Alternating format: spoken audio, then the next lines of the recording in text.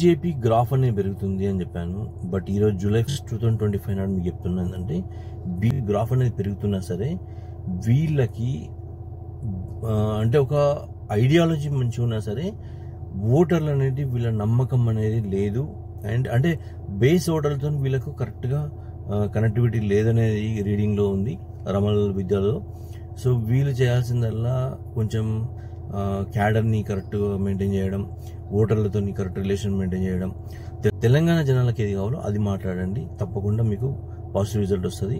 And నేను ఒక తమ్ముడు అడిగింది ఏంటంటే బీజేపీ ప్లస్ టీడీపీ ఎట్లా ఉంటుందని అడిగిండు. Actually TDP plus BJP Janasena మూడిది నేను రీడింగ్ చూస్తే ఏంటంటే ట్రెమెండస్ రీడింగ్ ఉంది, చాలా చాలా పాజిటివ్ పర్ఫెక్ట్ రిజల్ట్ ఉంది. వీళ్ళు ముగ్గురు కనుక నెక్స్ట్ ఎలక్షన్ల వరకు వీళ్ళు ఫామ్ అయ్యి తెలంగాణలో కూడా పోటీ చేస్తే కంపల్సరీ నెక్స్ట్ ఎలక్షన్లు అనేవి మాత్రం మనం ఊహించలేం. రిజల్ట్ అంత ఈజీగా మనం గెస్ చేయలేం. ఎందుకంటే ఆ టైం వరకు ఇప్పుడున్న ఎనర్జీస్ వేరు, ఆ టైం వరకు ఉన్న ఎనర్జీస్ వేరు.